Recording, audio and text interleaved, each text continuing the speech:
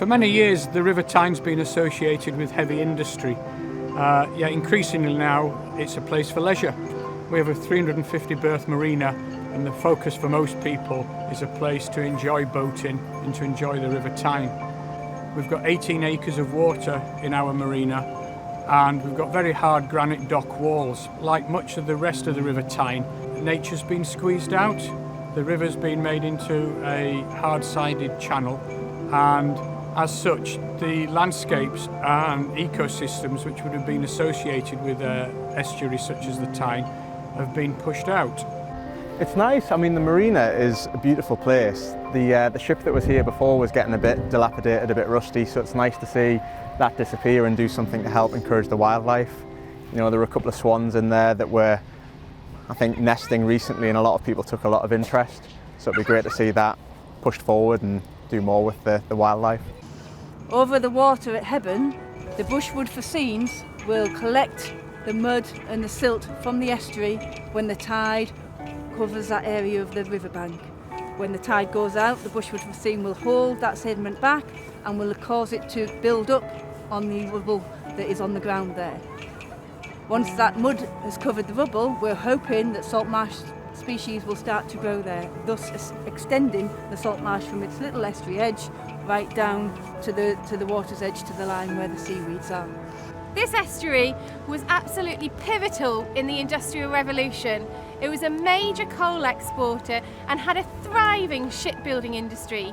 Now, due to these human interactions, along with flood and coastal protection, most of the valuable intertidal habitat that would have lined this estuary is missing.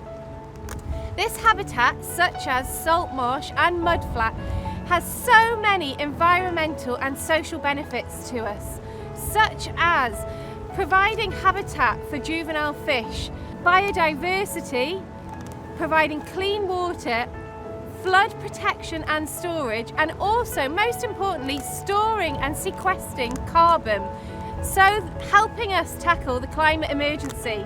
The Tyne Estuary Partnership is a strong strategic partnership aimed at improving the River Tyne from an environmental, ecological, economical and a social point of view. We work with a wide range of organisations along the tidal stretch of the river from Wylam down to its mouth. These bodies include private landowners such as Boatfolk, local authorities, strategic organisations such as the Marine Management Organisation, Port of Tyne authorities and the Environment Agency in order to deliver these improvements to the Tyne Estuary. Boatfolk were delighted when Tyne Estuary Partnership asked us to get involved with the project on the River Tyne. As a marina, we've always tried to do what we can to create a home for wildlife. We just hope that the introduction of this will create more opportunities for nature within the marina and help soften the hard urban environment which we find ourselves in. I'm Nick Schreiner, and I'm the International Technical Manager with Biomatrix Water. We're based in Forest in the Highlands, and we manufacture modular floating ecosystems. It allows the creation of both surface and subsurface ecosystems.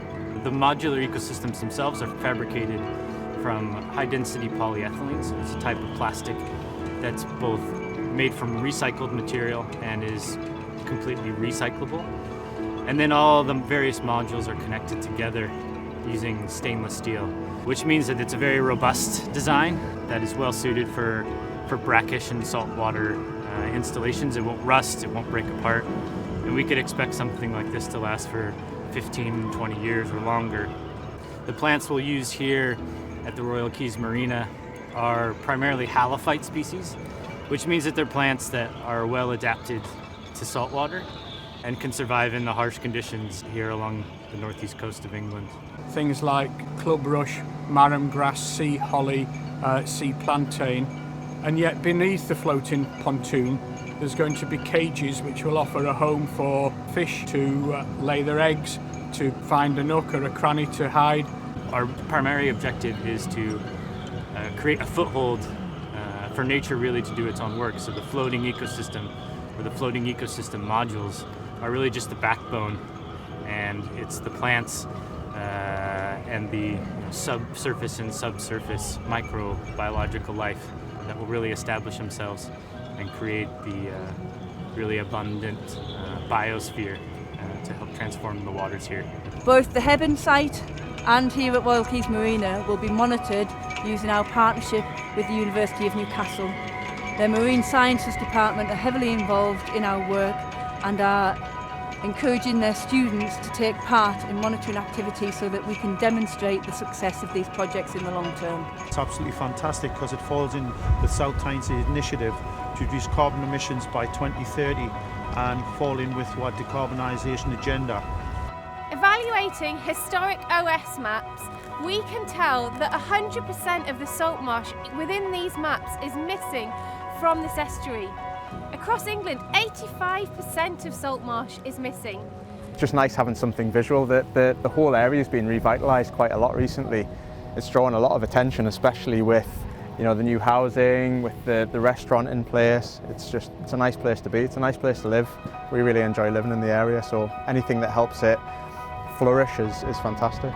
It's an ecosystem and it's going to be placed on the marina for all of the wildlife, especially Romeo. No, I'm only joking, it's for all of the wildlife, but I think what I can gather that they can nest on there. It's like somewhere on there. Romeo is, well, I call him my swan, but he's not. I've known him for about 5 years and he's the king of the castle down here. So I think when we get this on, he might take over. I think it's all for him. But yeah, that's who Romeo is. Also, you've got all the ducks, the terns. It's just a little safe haven for them. So, all in all, I think it's a win for everyone. I think it'll add to the marina. Hopefully we can do our bit for the River Tyne as well.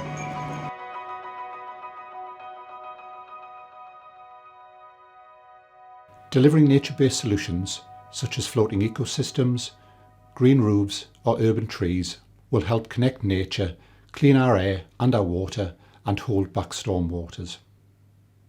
Greening our cities and towns brings nature back, but is also vital for our health and well-being. Evidence shows a greener environment where we live makes us healthier and happier. Moving forward, the Tyne Estuary Partnership have several projects that I would like to deliver, including more floating ecosystem islands at Dunstan Staithes and Newcastle Quayside, more salt marsh creation at Hebburn, and plans to help green abandoned wet docks, a legacy of our past shipbuilding industry. To fund these, we are applying for grants, but we are keen to talk to private businesses and industry who would like to invest in nature for the future, through sponsorship, social corporate responsibility, or carbon offsetting, and the upcoming biodiversity net gain options.